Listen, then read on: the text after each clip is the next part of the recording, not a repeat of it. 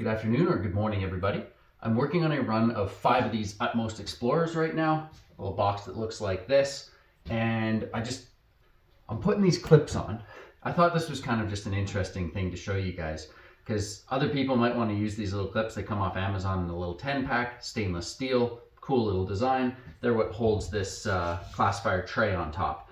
But the first time I put these clips on this morning, and I've done this on several before, but for this run of 5, first one took me like half an hour to figure out.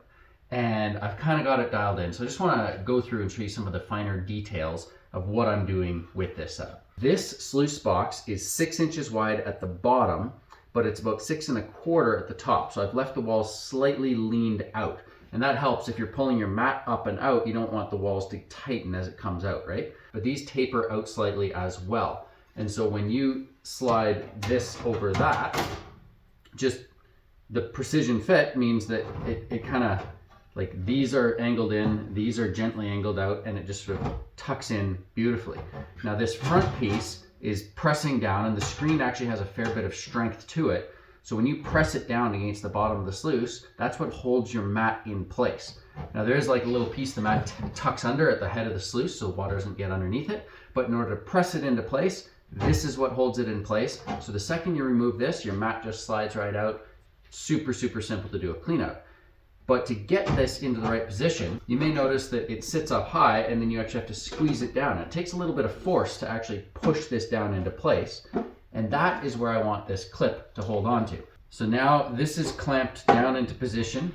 It sits back against this part here. So that's exactly where it needs to sit once these clips are in place. The bottom of the clip it's on this pivot point. So this little piece that grabs onto that little hook, as you move the clip up, that goes up. So as I let this down, it comes down and tight. So if I want this to be in the position where it's closed, I need to mark it here on the box. If I pre-open this thing up and have it hooked up, then it's in the wrong spot. So it moves as I close it. You can see it's sort of sliding up and down.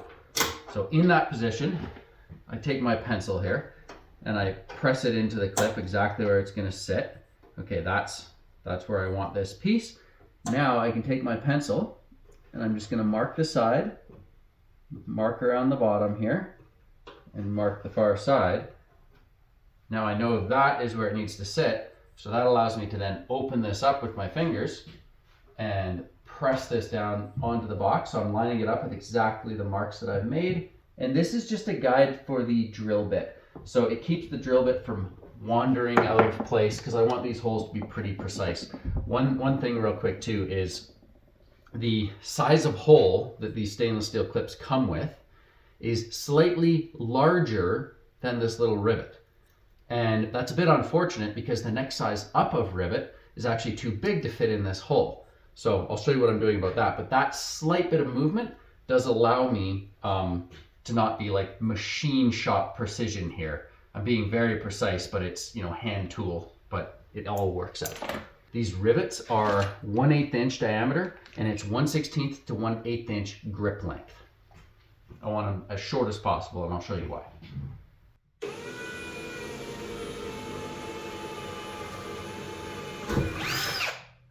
You may notice as I get it started, I'm sort of rotating the drill around a little bit.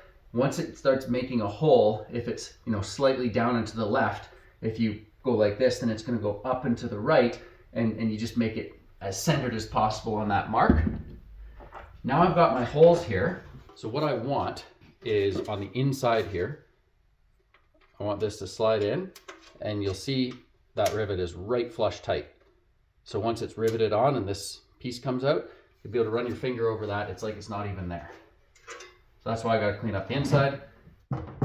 Now, with these clips, if we look at the holes here, if I take this rivet and I throw it through that hole, it sticks out the back. And that means that it's going to hit the clip, and the clip won't be able to close properly if these stick out too far, right? So that's why I have the shortest possible rivet to make this work.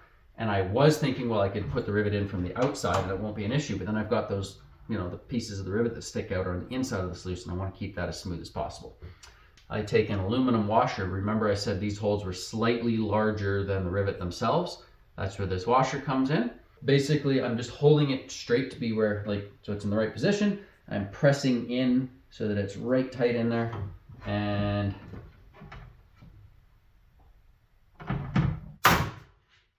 another washer, another rivet. Put the rivet in. Put the washer on. And we'll rivet it in place. I'll get you a quick close-up of this. So you can see how it's nice and low profile there. The rivet's just barely long enough for this to work. If this washer kind of jiggles out a bit, then it doesn't work. So you got to keep the washer right tight, keep the rivet right tight. There you go.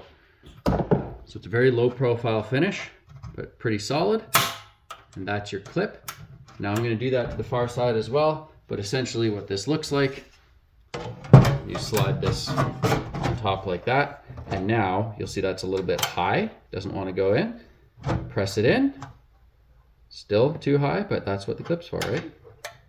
There you go. So basically when the clip's open, this is up here, and then tightens it down like that.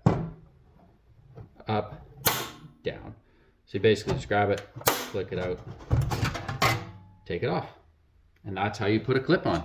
Just a little short video to show you some of the close-up process of what I'm doing here. I think it's these little details that really kind of set this thing apart. I had a guy come by my garage, and I've got a bit of this like imposter syndrome. Like, who am I to make mining equipment? And like, I like building my own stuff. It's fun, but you know, I like this design. It's cool and everything. But this guy, he looks at it and he's like, now that thing is a piece of art.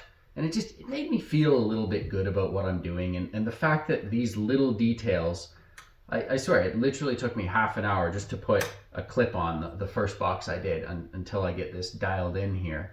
So I'm figuring out the assembly line work and just, you know, learning and becoming a better, I don't know what you call this, sort of carpentry, machinist, assembler of mining equipment.